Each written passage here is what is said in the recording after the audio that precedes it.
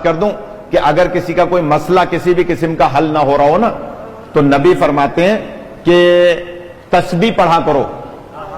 اگر کوئی مسئلہ حل نہ ہو رہا ہو اور اچانک کوئی مصیبت آ جائے تو کوشش کرو کہ ایک کم سے کم تسبیح پڑھو 100 مرتبہ. کیا؟ یا رحمانو یا رحیم بے حق کے بسم اللہ الرحمن الرحیم. یا علی پھر دوہرا رہا ہوں. یا رحمانو یا رحیم بے حق کے بسم اللہ الرحمن الرحیم.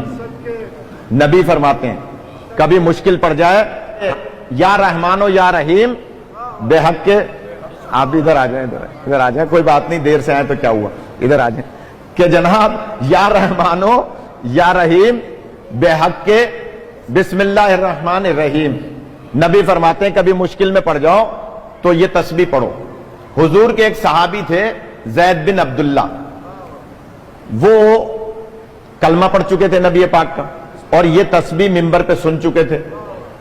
سفر پہ جا رہے تھے کہیں اکیلے گھوڑے پہ سوار. اچھا پہلے زمانے میں گھوڑے پہ اونٹ پہ ایک ہی راستے سے لوگ جاتے تھے,